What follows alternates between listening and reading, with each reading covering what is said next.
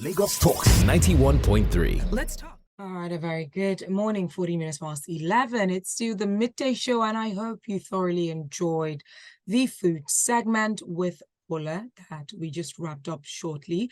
Right now, it is time for us to switch gears a little bit. We're going to be having a conversation that is of utmost importance, something very pertinent to us as citizens of the world, global citizens. We are going to be furthering our conversation on climate change, and I have a guest who's going to be speaking in that regard. By the way, before I introduce my guest, my name is Ifunaya, and of course, it is the midday show right here on Lagos Talks 91.3. I have with me Mr. Solomon Adefolu, who is the Senior Manager on Climate Change Programs for the NCF. That is, he is a climate change lead. Now, the NCF is the Nigerian Conservation Foundation. Good morning, Mr. Solomon. Good morning, Ifunaya. Thanks for having me here. Glad to have you on the show, and thank you so much for indulging us in furthering this conversation about climate change. I guess the best place to really start, to just set the ground straight for those who may be hearing such a conversation for the very first time. We really want to know in your description what really is climate change, and then we would further the conversation. Okay, thank you very much once again for having me. In terms of climate change, when we talk about climate change, we are actually talking about the changes in weather pattern for a long period of time, which is usually caused by human activity. And so we can really say that humans are really part of the problem that is causing climate change. And this is in different areas, which I'll be mentioning in the course of the discussion. Fantastic. I like the fact that you have also highlighted, the role that human beings are playing when it comes to climate change. And I would like for us to delve into that, further. There's several aspects that we have played role. I want us to really start with the area of greenhouse gases, the greenhouse gas emission, especially, and I feel like this is quite peculiar to a climate like Nigeria, to a place where, a lot of people are moving towards renewable energy. We're not really getting that just yet in Nigeria. I have seen some, establishments sprout up in the past couple of years or so. But just taking a look at what really is our norm in Nigeria, we are yet to fully move into, renewable energy. So let's take a look at, in terms of the greenhouse gas emissions, what really is the greenhouse gas emission? How are we playing a role here in Nigeria contributing to that? So you've really mentioned the causes of climate change, which is the greenhouse gases. And these are very beautiful gases created by us and which exist. And however, too much of it is what is causing the climate to change. So it's not that the greenhouse gases are not good, but too much of it in the atmosphere interferes with the atmospheric condition, thereby affecting the weather to change in an abnormal way. So these greenhouse gases are quite many. I'll just mention a few of them. One of it is the carbon dioxide, which you breathe out as human being. And this carbon dioxide is also found in a whole lot of our equipment, in cars that we drive, the end product of the exhaust in cars that we drive, in our generators at home, in most of the machine equipment that uses fossil fuel, that uses petrol or diesel or whatever form of oil or whatever form of product that is generated from crude oil. These machines produces carbon dioxide as their end product. And you could start thinking about these from the industry part of industrial level, which is very significant in terms of what the factories and all of that generate in terms of carbon dioxide. So that is one of it. We also have carbon monoxide. We also have sulfur dioxide. We also have several hydrocarbon compounds, which are part of the greenhouse gases. But I wouldn't want, this is not a chemistry lab, but the chief cause of these gases, the chief cause of climate change among these gases that we have mentioned is the carbon dioxide. So you would imagine that human beings are also part of the problem because they breathe out CO2, I mean carbon dioxide. But well, that is really insignificant. So basically, these gases have accumulated into the atmosphere, is changing the conditions in which the atmosphere operates, thereby forming a cloud on the atmosphere. This cloud does not allow the heat that is supposed to pass through the cloud to go straight down into the earth, and it reabsorb back the heat and making that heat to be warming the earth surface. And that is why we are having the issues of the impact of climate change, such as temperature rise and other things that we're experiencing in terms of sea level rise. And the sea level rise, because of the heating atmospheric, the heating earth, what is happening is, what is bringing the sea level rise is that icebergs are melting. They are melting in the Arctics where they are, where we can find them. And the level of water is increasing day after day.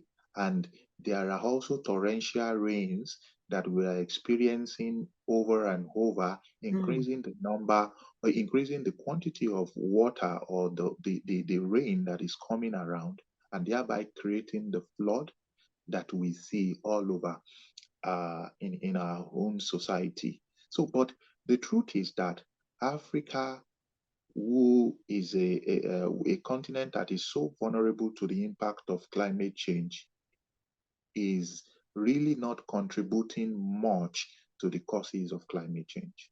It's interesting that you've mentioned that, because that's one conversation that we keep hearing, across board, where they say if Nigeria or if Africa's contribution to climate change is seemingly inconsequential, why are we having this conversation? Why are we being told to be careful about our, greenhouse gas emission? Why are we being told to be careful about how we dispose of our plastic or our plastic use? What role do we play? What does it have to do with us? So is it an African thing? Because people have sequestered it as it's a Western world problem. Or people, you know how they say the Western world doesn't have enough issues and they're just adding more issues to their table. Like, what does that have to do with us? But I understand, because I have learned more. But I want you, as the team lead for the NCF, I know you're in a better position to further enlighten us. So why should we even bother or care about climate change? Yeah, fantastic. That's a very good question. And I must tell you that we must bother because we are dying of climate change. Wow. We are really losing everything that belongs to us. Our farmlands are being flooded, and farmers are really having a bad time in terms of reducing our food security. In terms of also water availability, there is drought everywhere in the north. You will hear stories about livestock not having water to drink and they die on the field. You hear about crops dying in the soil because of rising temperature. So these are really affecting us every day. You hear about flooding issue, taking away houses of people in the Niger Delta and in different parts. There was a time that we had issues in Nigeria where there was a flood event Yeah. that happened and ravaged about 13 to 15 states across Nigeria. So those are the impact of climate change. So we are experiencing the impact. And why we need to care is to see how we can reduce this impact. And that is why we need to take action. Though we are not, the Western world has put it on the table. They have messed everything up with their industrialization. They are also telling us that we should not industrialize because it is going to be contributing to climate change. Mm. However, what we need to do as African, as Nigerian, is to see ways by which we can industrialize in a sustainable manner that Mm. will create a better opportunity for employment, and that will also think about the planet as the only place that we can live. So Wow. there are two aspects Yes. of climate change. It is the adaptation and the mitigation. So the Mm. mitigation is about the impact has not come. Can we make every effort to be able to address so that to stop this impact from being coming to us? That Yeah. is what mitigation is. So, but the adaptation is that we are already welcoming the impact of climate change. How can we cope with this impact and how can we survive? So, and that is the more reason why we really need to see how we can be part of the solution. And the entire world really must really be part of the solution because Nigeria is also signatory to some conventions that has to do with climate change, which is Mm. called the United Nations Framework Convention on Climate Change. And as part of this convention, as a member of this convention, we have ratified instruments to be able to develop a climate plan at national level that will help us to reduce the impact of climate change. So far, with this plan you're talking about, has it made any difference? Has the plan been executed yet? Have we begun to see the effects of it, especially here in Nigeria? Well, I wouldn't want to give it 100%. Mm. It is being led by the federal government. It's called the Nationally Determined Contribution. Is the National Climate Plan to addressing climate change. It was revised in 2022. It was formally developed in 2015 after the Paris Agreement Yeah. in France. So what I would say in terms of its implementation progress is that that plan is a very ambitious plan. Mm. There is the goal of that plan is to reduce greenhouse gas by 25% if we are to do it by ourselves, and if we are to get intervention from the external or from the Western country, we have committed to reduce greenhouse gas by 45%. Mm. And you will see from the level that Nigeria is, but you will see that that is very ambitious. So it needs a lot of money, a lot of resources, financial resources to be able to do this. From my experience with the federal government, through the Federal Ministry of Environment, the implementation of this plan have started. It is not very it is not very successful in the meantime, and the objective is to see how these greenhouse gas can be reduced by 2030. So we are still implementing this plan. I will Okay. say that from the evaluation, my personal evaluation, looking at the implementation, it has gone about 25%. 25. Okay, that's not too shabby. I mean, we could do much better.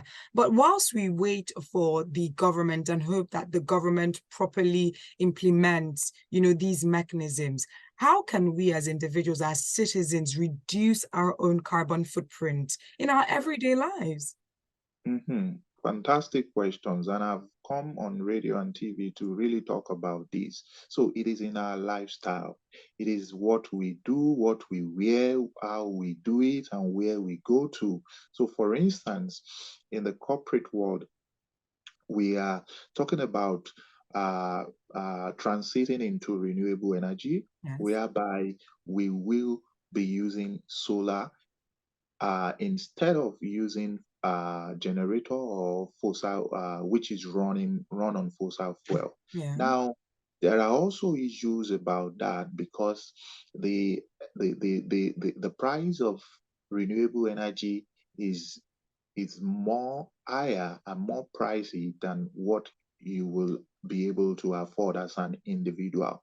So, but it really depends on the intention of an organization. So, one of the things that the government also is trying to do with the Climate Change Bill Act, which has been signed into law, is that all companies, all businesses are able to write, are able to develop a carbon footprint plan for their organization, and we call it a carbon budget. So if they exceed this budget, they will offset this budget and pay for the amount that they are able to exceed. They will pay Mm. to the coffers of the government.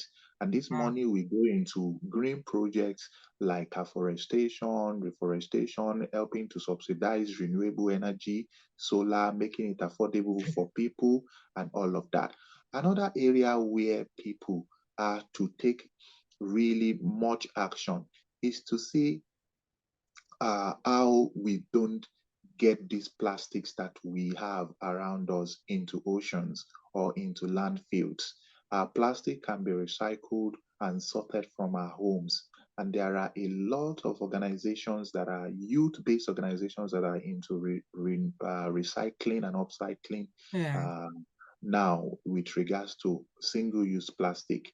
The government has not really, in fact, the world has not really had a commitment or agreement with regards to single-use plastic, Yeah. but we are in the process in that process, and at national level, the process is also ongoing. But at individual level, at home, in our workplace, we should see how we can use recyclable, how we can replace single-use plastics with our own water bottle that we can reuse at all time. We should see how these single waste plastics, which are with us already, we should see how we can be able to sort it. And when Loma comes to pick up those debts, they wouldn't take that single use plastic. And the other recycling organizations will be the one to pick these reusable, recyclable materials and give us some kind of reward. It's a program that is very interesting. So you pay. I've seen communities that are recycling and they are using the amount generated to pay for their children's school fees. So it is Wow. really not. That's It amazing. is. Yeah, it is really not something that you do for free. You do it Mm. to earn some money. It might take a lot of All right. time, Yeah. but it's something that you it's worth doing and is worth Absolutely. contributing. And Absolutely. All right, yeah, Mr. Solomon, I know that there's so much to talk about, and that's the reason why we can't do that in one sitting.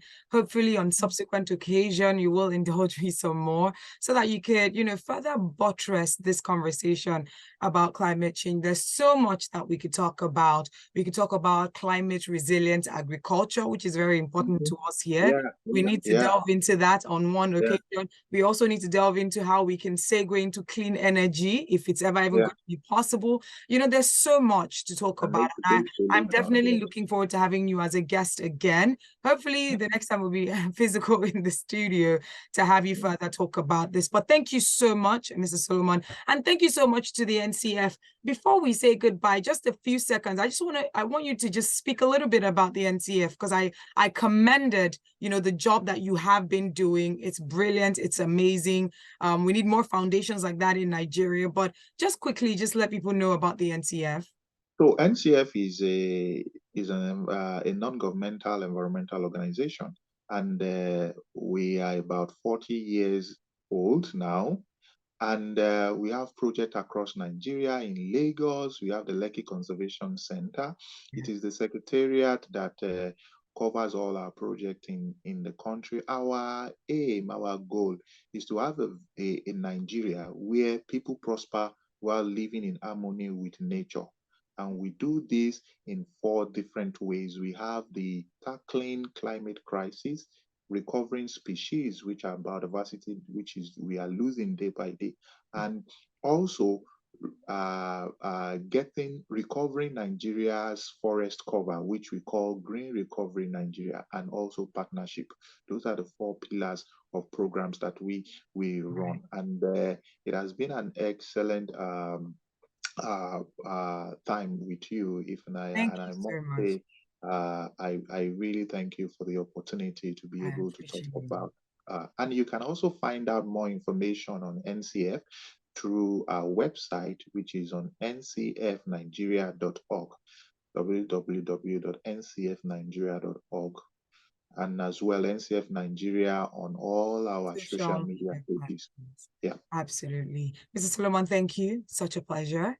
And thank you to everyone who listened. We will be having subsequent conversation about this. You know, this conversation about climate change is a contributory action from everyone. You know, like Mr. Solomon did mention, there are things that you could do to ensure that in your own sphere of influence, you're playing a role to a safer environment, a sustainable environment, an environment that you're leaving for generations to come, because it doesn't stop with you. This environment, this Nigeria, this earth doesn't stop with just you. You want to ensure that you are creating a safe space for your children's children yet unborn. And all this obviously starts with being equipped with the right information. That's what we're going to be doing right here on Lagos Talks 91.3. Mr. Solomon, thank you so much once again. Coming up right now is the world news coming to you live from our media studios. Stick around. We are Lagos Talks 91.3.